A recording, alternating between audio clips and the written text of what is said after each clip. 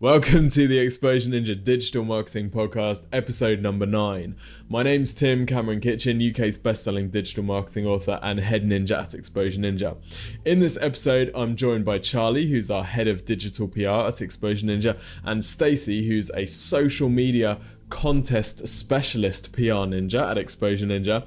We're going to be talking about how to use bloggers, vloggers, and social media influencers to promote your business. Now, just so you've got some context on what this sort of stuff can mean, one example that we're going to be talking about later on just shows how powerful this stuff is. So for those of you who don't know, bloggers, vloggers, and social media influencers, these are the sort of online celebrities of our generation. They have huge authority over their audience. And when they promote your product, the results can be really significant. One example that we're going to be talking about later on is where we ran a contest with a blogger. So what she did is we sent her some product to review. She reviewed that product on her blog and then ran a contest at the end of the blog giving away that product to her audience. Now, the product, I think retail value is around 18 to 20 pounds, so not an expensive product, so not a very expensive thing to be doing. The results for that contest are ridiculous. Okay, that contest, remember, £18.50 worth of product, I think it was, 17,871 entries to this contest. Right. The blog post itself was viewed over 9,000 times. 94 people commented on how much they loved this product. It was shared on social media 418 times. The brand who made the product, their Twitter following doubled in 5 weeks with this contest going live. The results that this sort of thing can have are absolutely huge. And in this podcast episode, we're going to be breaking down the process to go through, how to find the bloggers that are going to be most influential to promote your product, how to reach out to them, what to expect, and how to go about managing the whole thing. So I hope you enjoy it. Let's get stuck in.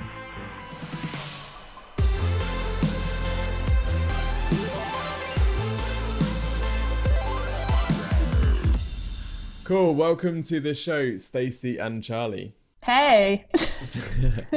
So the topic that we're covering today is how to use bloggers, vloggers, and social media influencers to promote your business. First of all, what is a blogger and what is a vlogger? So a blogger is someone who writes an online blog, which is like a live journal, or usually it's now on a WordPress site. And a vlogger is someone who records video blogs, and they often upload them to YouTube, but they might upload them straight to their own blog as well. Okay, cool. And how can these guys help us promote our business? Or first of all, can they help anybody promote their business, Stacey? Or are there certain businesses that this works particularly well for? Well, generally anybody with a passionate audience. So we're talking e-commerce businesses. In particular, it works really well for if you've got a physical product or service that you want to promote or sell. That's the kind of thing that bloggers and vloggers really, really like, and they will lap it up, particularly if you are going to offer them something for free or some kind of experience that they can then review. They really, really like that. So if you've got that kind of audience, then bloggers, vloggers, social media influencers, anybody like that, they're really going to want to come on board and try out your stuff. Cool. So Charlie, we'll go through the kind of blogger, vlogger, social media influencer strategy in more detail. But just first of all, give us an overview of how these people can actually help us to promote our products, how they can promote our products to their audience, and what sorts of things can happen off the back of that. Okay, well, there are loads of different ways that bloggers, vloggers, and influencers, so I'm just going to call them influencers because it's easier, can promote products and businesses online. So the first way is through sponsored content. So that would be arranging to have a blogger write an article about your business or your product, or about a kind of topic that's related, and include a link back to your website within that. So some kind of collaboration that involves article writing. With bloggers, it would be featuring the brand in a video of some kind. So that might be like a review video, or it might be like testing out a product. It might be just featuring it in their day-to-day life if they record like daily vlogs. Social media, it can be featuring that product on any of their social media channels, so whichever's the most influential. You see it a lot with fashion brands on Instagram. It's really, really big. And then back to bloggers, You can also have traditional reviews and features on their blogs. At Christmas, you get a lot of Christmas gift guides, Easter gift guides and that kind of thing as well, which will be a feature of like multiple products all on a blog. And one of Stacey's specialist things, which is running giveaways with bloggers. So that's where you provide a product for both the blogger and then as a prize for their audience, and they have to enter to win, usually through various different means, such as following on Twitter or sending out a tweet or signing up to a newsletter. So that's really good because you get both the link and then the social media coverage as well. So yeah, basically features and mentions online on various different platforms. Okay, so Stacey, take us through an example of one of the case studies that you've worked on. How has, in real world terms, exactly what sort of businesses are we promoting using the strategies, and how does it all work, and what happens as a result? Okay, so I've been working with a couple of brands at the moment which are targeted at mums and dads and family members. So basically kids products. So there are a ton of mummy bloggers, parenting bloggers, daddy bloggers, vloggers, people on social media. They're all out there. It's a very common thing for people to become, parents. You might get a lot of people that decide they're not going to go back to work. So they think, hey, how am I going to have some kind of income? So they set up a blog, or they might have been in the industry and, they set up these blogs to, as a lot of them say, keep themselves sane. So they're always on the lookout for stuff for their kids or relevant topics to talk about that is going to be good for them, but also good for their readers. So the two businesses that we had, one of them was bath time products for kids. So you're talking cute factor here, little character towels with hoods and stuff like that. So immediately you're going to have interest from mummy bloggers and parenting bloggers because that stuff's cute. And if you offer them a cute product that they get to keep, they're going to be all over that. So an example, we had one product that was a gift set. So you got a towel, a little bib, and I think it was a wash mitt or something. And we sent out a few pitches to some influential mummy bloggers that I already had contacts with, but also through some forums and through references and referrals from other mummy bloggers. And we set up a review and giveaway. So that's the best thing that we've found works, and the thing that the bloggers themselves will request. So most people, when you contact them, if you say, hey, we've got this product, we want you to review it, they'll say, okay, that's great. How would you feel about us running a giveaway alongside? Because that means that they can then promote that across their social media, and it actually garners more views and more shares because their readers are potentially going to get something from it as well. Got it. So we're basically giving these guys a product which their audience is likely to love. They write a review of it saying how awesome it is, and then they give away one at the end to get more engagement from their audience. Yeah, absolutely. Perfect. Okay, so we're going to talk in a bit about how we can find bloggers to run this sort of influencer campaign with. Are there any businesses that this really doesn't work for, that it's just not suitable for at all? Yeah, there are definitely a couple of businesses that this isn't great for, and that will be kind of businesses in, I don't want to say drier industries, but ones which don't have extensive kind of blogging circles, or where their target audience just really doesn't spend time reading blogs. So, and it's much less relevant to B2B businesses. Anyone trying to sell directly to business doesn't work quite as well, and you'd be better off probably pursuing a strategy for guest posting or looking on business websites for those kinds of things. For a good majority of businesses, then either working with bloggers or some kind of influencers can really help. We have had some case studies, haven't we, where a really drier or boring business has had some blogger traction through, whether it's like a really creative infographic or something like that. So it is possible, but are we saying that it's typically not the best use of that time? There's usually other stuff which is going to get a better traction for those businesses. Yeah, it's definitely possible, but it's probably not, you wouldn't want to put all your eggs in that basket if that was your business.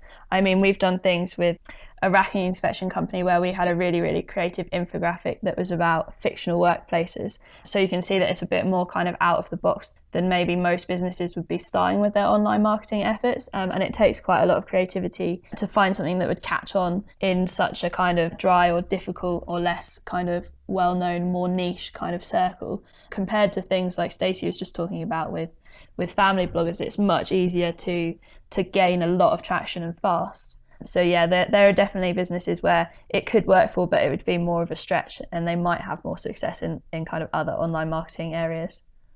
Okay, so let's assume then that we've got a business which has a product or service which is going to be of appeal to a blogger's audience.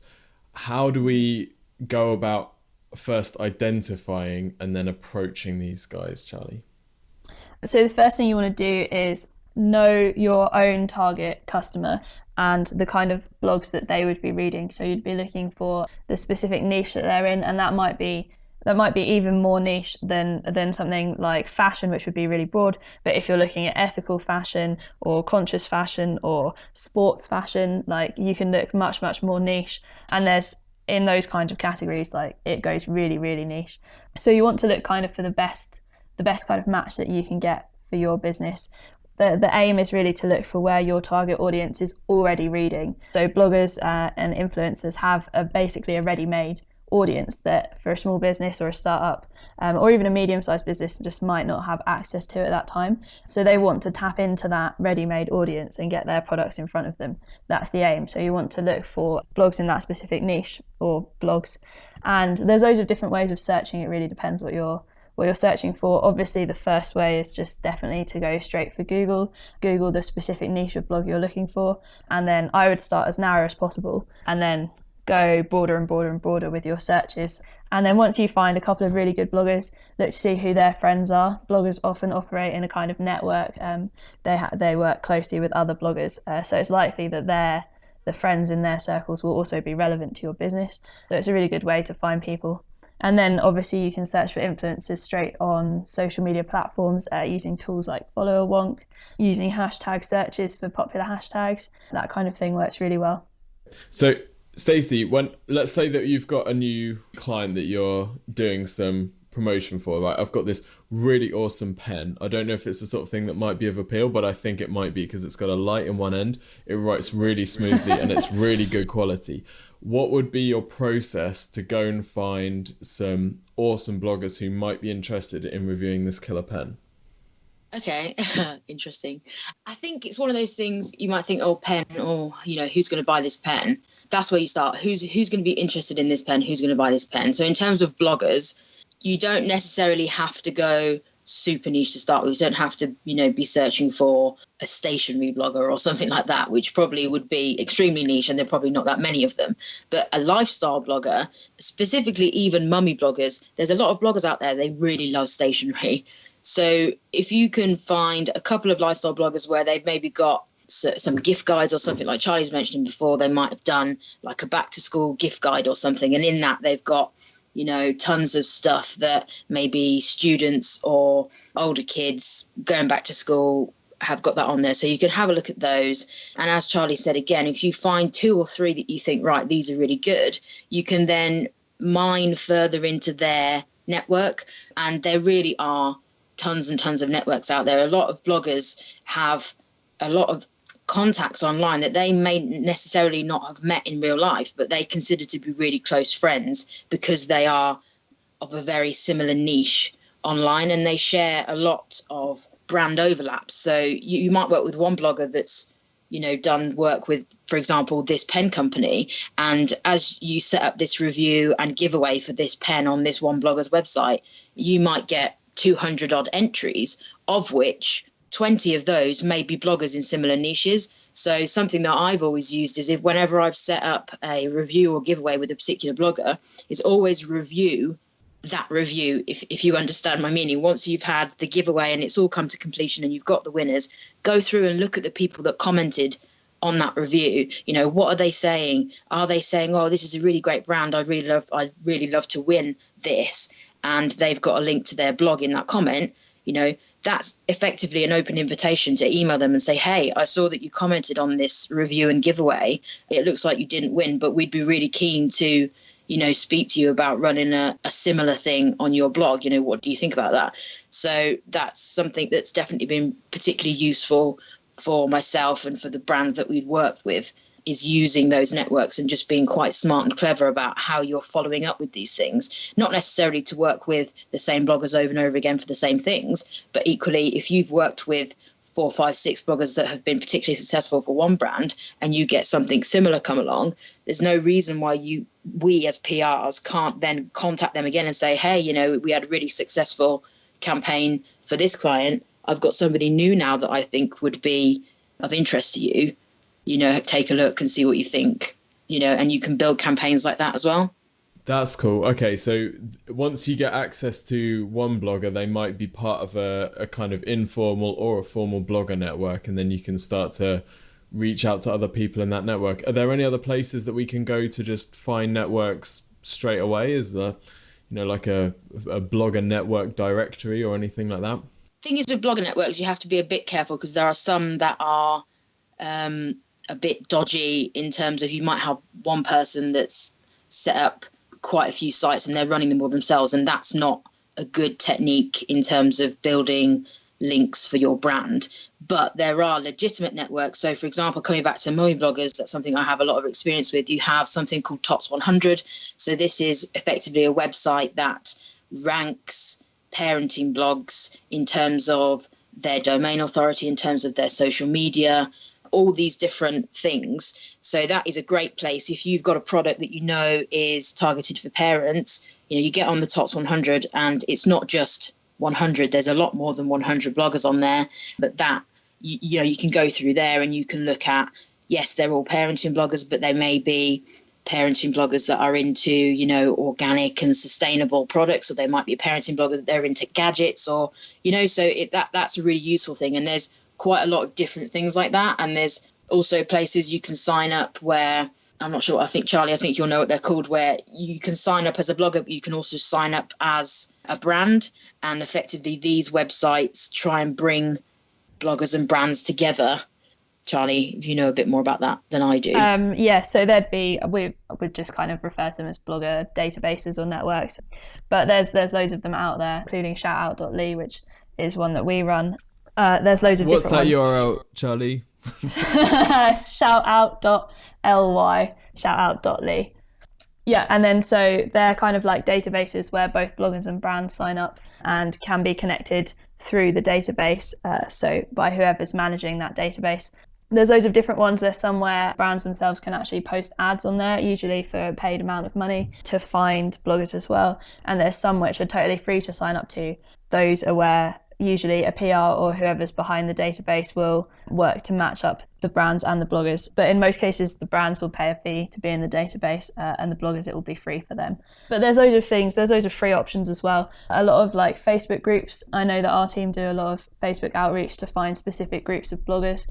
So that can be things like searching for bloggers in Oxford or bloggers in Bristol. There's usually quite a lot of groups of bloggers by a specific location, particularly for the UK and bigger cities.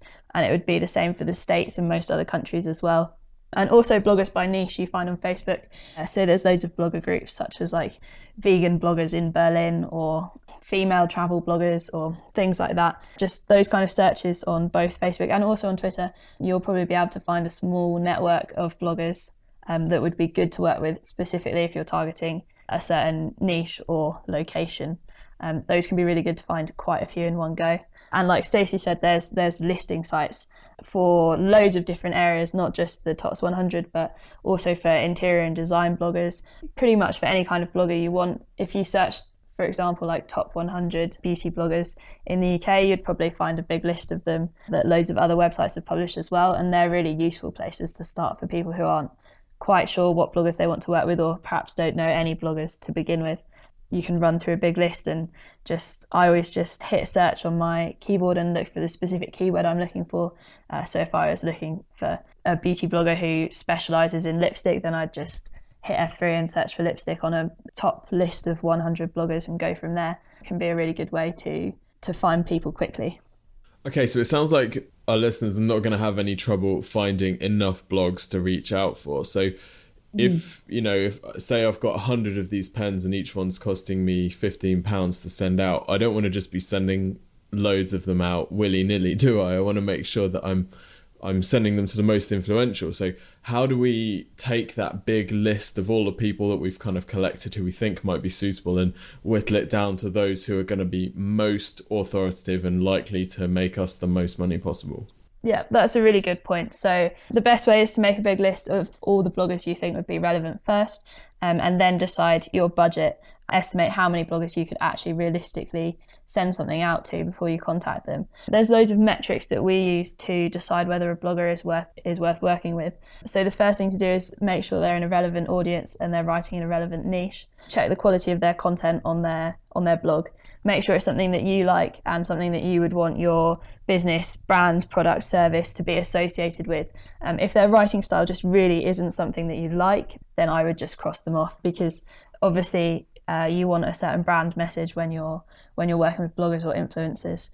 The next thing to check would be the website's authority. So a really good way to do this is to use Moz's Open Site Explorer tool and check the domain authority. So you can just plug in the website URL and it will give you a number out of 100. Usually we look to work with bloggers over the kind of domain authority of 20 or 25, but our main thing is to work with bloggers who have a higher domain authority than the business's own website is a good way to judge it. So if you're already doing quite well and your DA is quite high, you want to work with even more authoritative bloggers. If you're really, really new or you've just launched your website, then you'd be looking sort of lower DA bloggers around the DA 20s is a good way to start. Two other metrics we use if you're really into your metrics is trust flow and citation flow. So that's how well trusted a website is and how good the links are to their own website. And that's through a tool called Majestic. You can run a couple of URLs through there for free, the same way through Moz, and it will give you those figures. They're a good extra one as well. And then, especially if you're planning on running a giveaway or working with a social media influencer, you want to check not only the social media followings, but their engagement and the amount of interactions that they have on their social media too. So check the numbers, check how many retweets they get, check if they've run a giveaway before and how successful it was, how many entries it got. And then lastly, check website traffic. So see where their traffic's coming from. Are they based in the country where you want your product to be launched or to be doing well? Or are they just getting loads of click-throughs from like the Philippines and it's not really relevant? So check that, check where it's coming from. Those are the good ones. All right, so let's say that we've pulled together a lovely list of bloggers which we think will be perfect to promote our products. It looks like they've got the right sort of target audience. Stacey, what do you do? How do we reach out to these guys? How do we get them to run a contest? Like, we're asking them to promote our products for free or very little money, right? So how on earth do we go about doing that? Okay, just quickly to go back to one point that Charlie made, just to reiterate something with the domain authority, a lot of bloggers that are not self-hosted. So you have places where you can set up a blog like Blogspot or something like that, or WordPress, where you can set one up where it's, your blog name .blogspot or .wordpress.com. So when you put that into Moz, it might come back with a domain authority of 70, but that's not their blog. That's WordPress or that's Blogspot. So we tend to steer clear of those unless you're looking to do something that's very niche in terms of your location. You might be in a very small town or something where you want to promote something locally, in which case, maybe you go for the non-self-hosted bloggers. But that was just something I wanted to reiterate from Charlie's point as well. But in terms of, you've got this great list and you're really excited and you've worked out your budget and you know what you want to do. Now you've got to contact these people. For me, it's about the way that you communicate. So I think these days a lot of people have become quite disillusioned with the whole corporate world, and everybody receives so much junk in their email that most people just delete things before they've even read it. So what you need to steer clear of is sending out just one generic blanket, hey, look at this great product, do you want to try it for free? People are just going to delete that because they're going to think it's spam.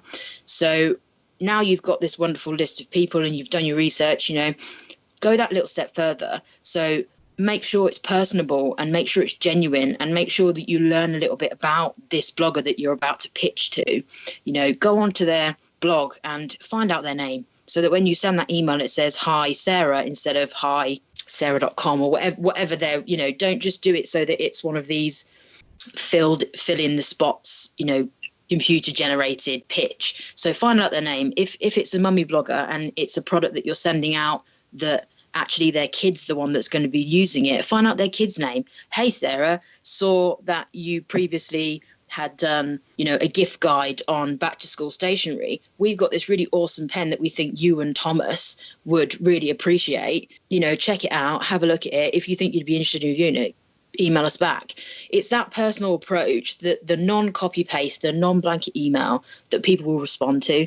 And if that's the point that you're getting across right from the get-go, you've made the effort to find out their name and you've made the effort to go and mention that you've read something on their blog, they're going to be so much more likely to respond to you. Even if it's to say, hey, do you know what, we reviewed a pen with light on 2 weeks ago, so we're not going to do it again.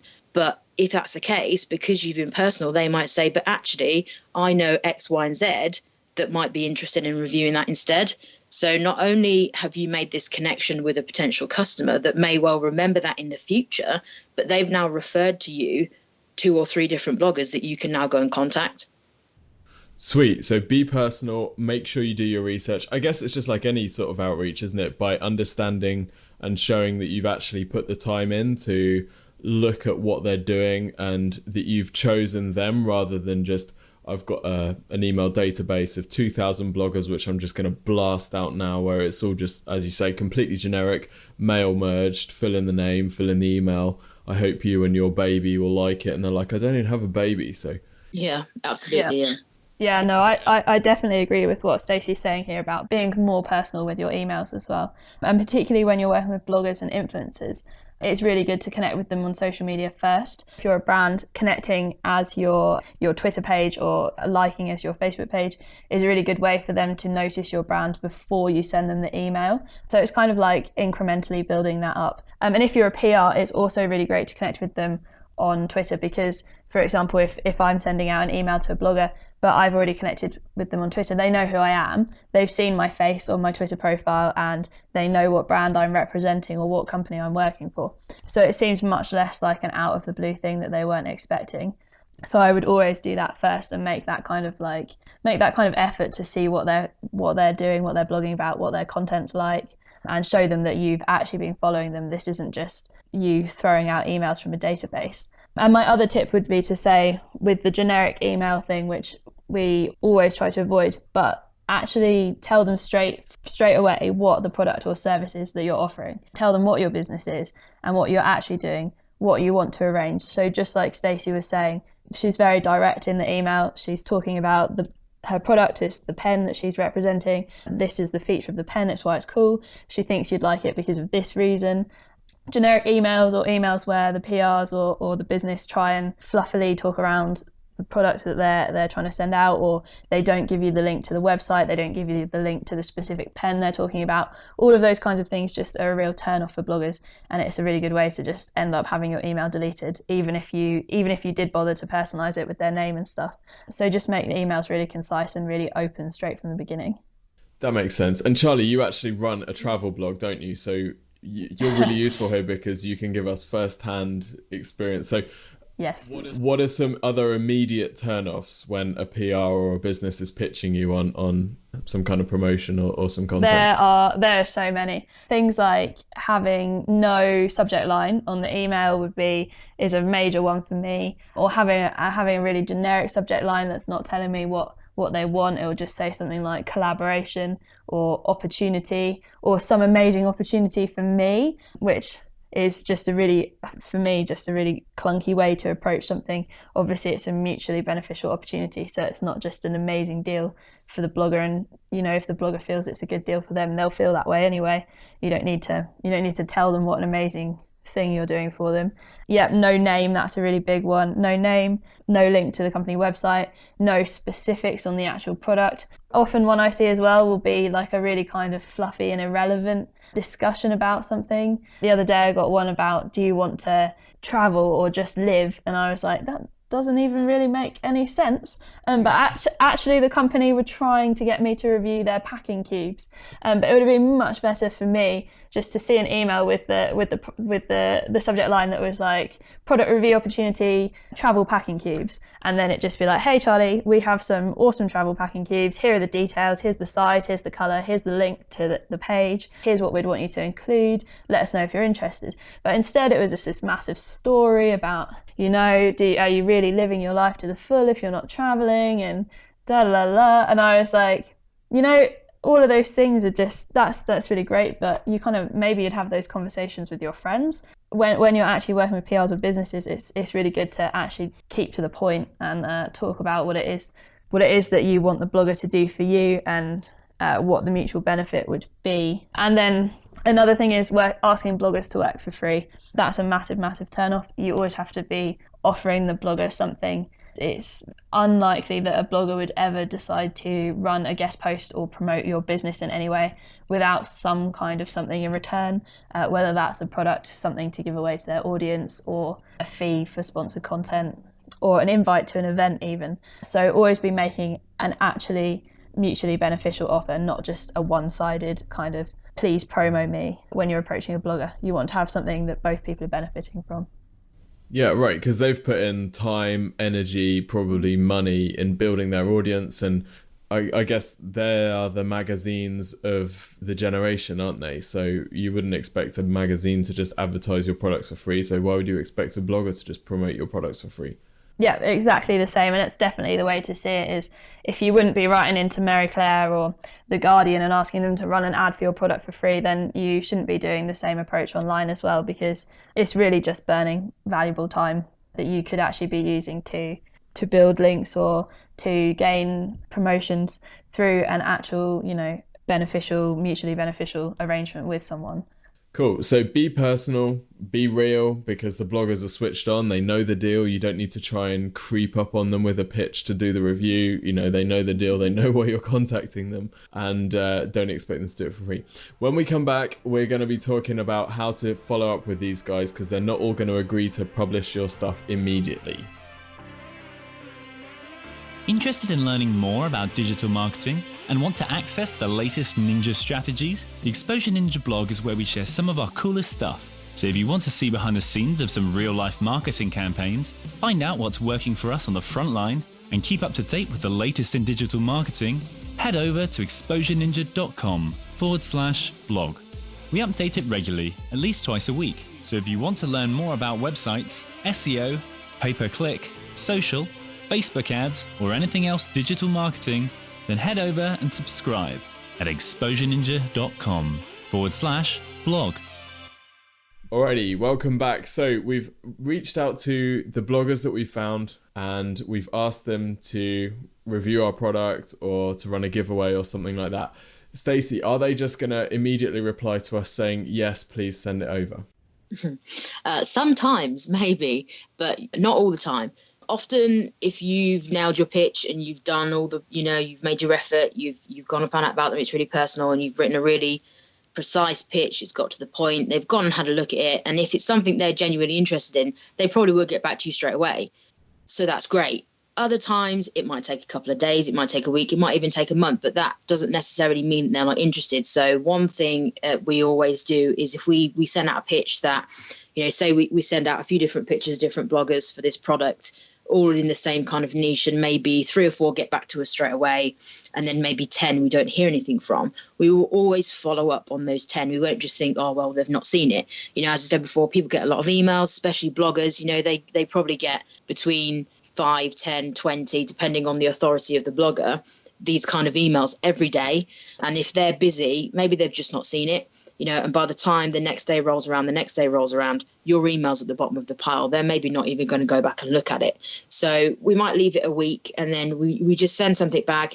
You don't send the whole email again. You just send something like, hey, I just wondered if you'd seen my email I sent last week. Maybe just highlight one little point from your previous email. It was regarding this. Do have a quick look. And if you're interested, hit us back and we can have a chat about it. The good thing about talking to bloggers is you don't have to be so formal. If you're going to go and do some outreach to, some of the big magazines or some of the other publications, you might want to be a bit more professional. But with bloggers, it's a bit more friendly.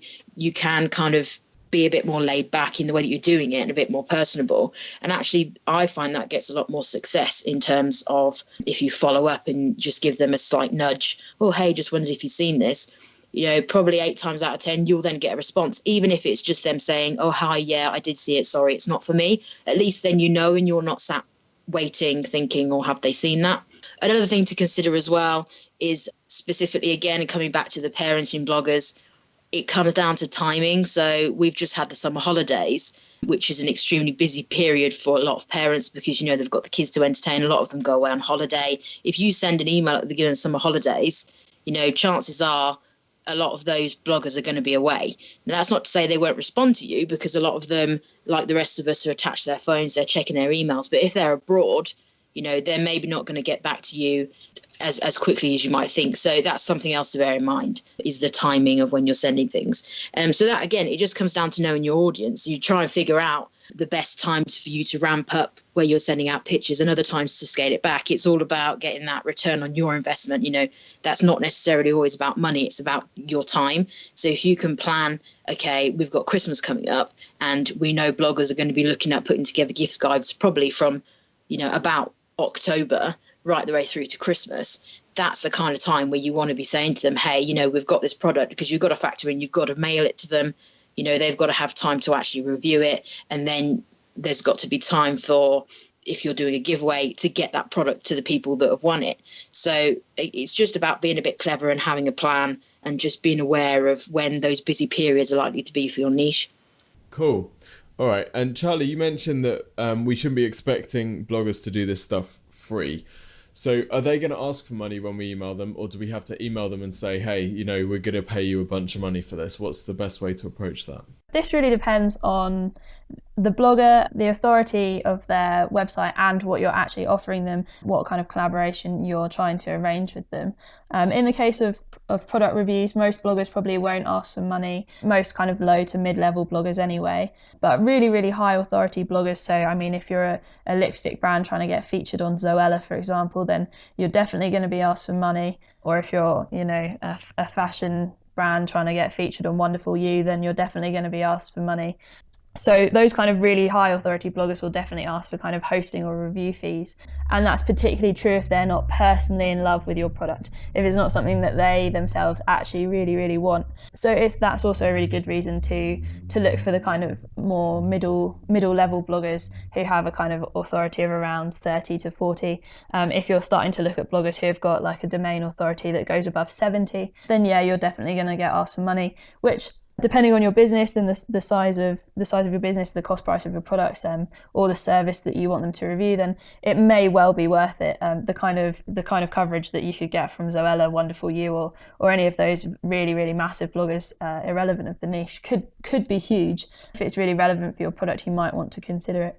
So yeah, for giveaways, it's pretty standard practice to provide 2 products for the giveaway. So that would be one product for the blogger, which they'll usually review themselves, take photos of, and feature on their blog or social media, and then another product for the prize. You're more likely to be asked for a hosting fee for competitions, but that's also not always the case, and does depend on really the size of the product in the prize, what's being provided, and also the authority of the blogger. There's also sponsored content, so that's publishing an article without giving a blogger a product or a free service. So really you're paying them to publish an article, and bloggers always require a fee for that. It's really, really rare for bloggers to accept guest post offers, though it might happen sometimes. So yeah, publishing content will cost a fee, and that should be discussed and negotiated between the brand and the blogger. That will also depend on what exactly the brand's asking for, and just the blogger's own authority and their kind of personal feeling about those kinds of things, and their personal feeling about the brand they're working with. Okay, so you don't go in offering money, you wait for them to say, we charge a hosting fee, or, if you want to do sponsored content, it's going to be this much, right? My advice would be to go in making an offer of a product or a giveaway, or a sponsored content arrangement. So let them know what it is that you want to do. If it's sponsored content and you have a small budget, then you can let them know straight from the beginning. If you're just providing a product for a review or a giveaway, then I would just let them know what product you'd be able to provide, and they'll let you know if they have hosting or review fees in their first reply email back. Perfect. Okay, cool. So let's say that all goes well, and they publish and they do a review, we send them out the product, they do a giveaway, we send them out the product. Once that post has gone live, what do we need to be doing with it, Stacey?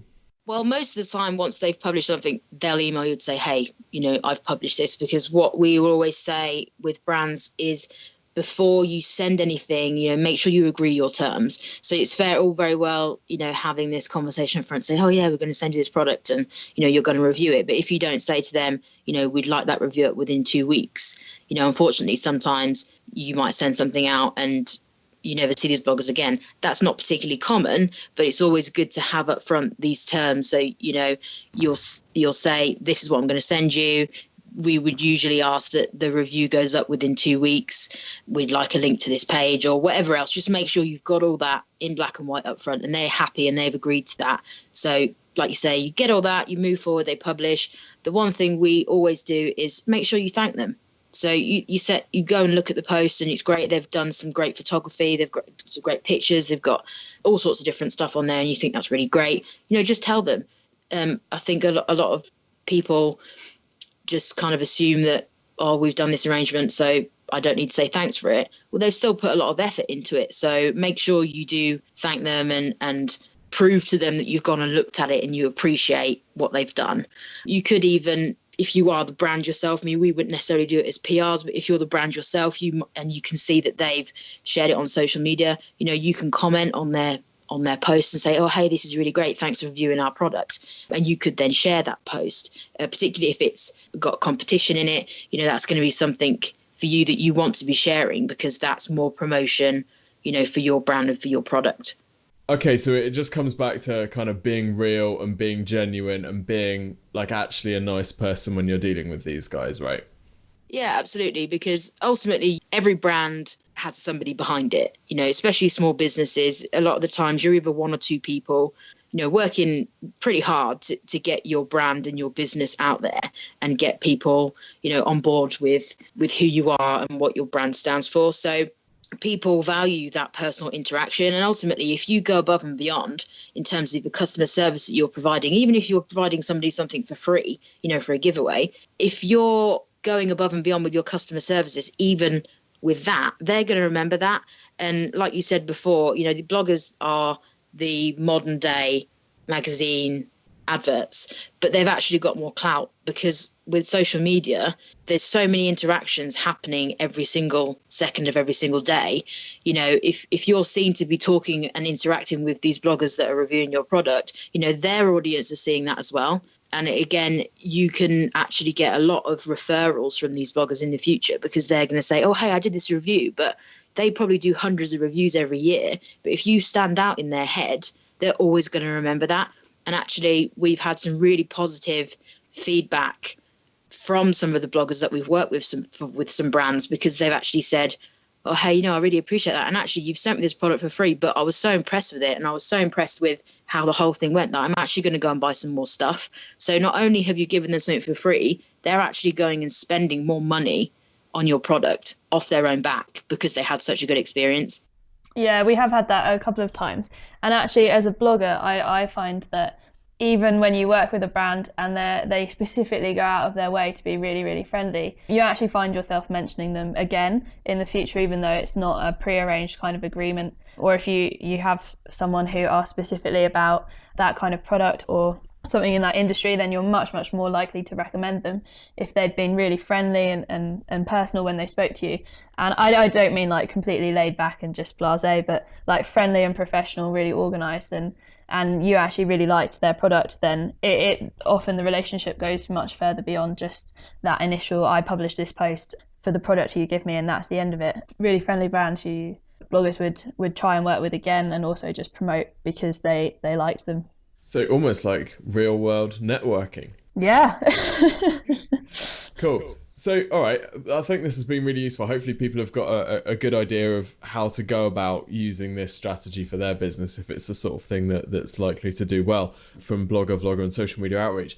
Let's say that we get one of these reviews and a contest up. What sort of results would we be expecting for it? Would we be expecting our website to immediately go to the top of Google and for every one of the bloggers' followers to immediately come and buy all of our products? What's the deal? What's realistic here?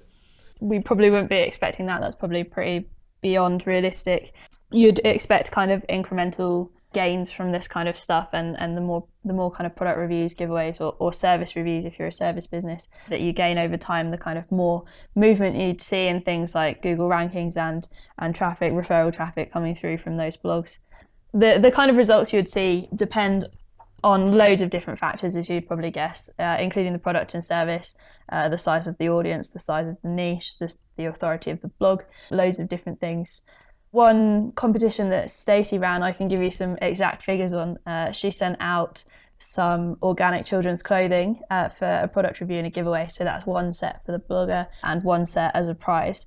And that was with a blog called Chic Geek Diary.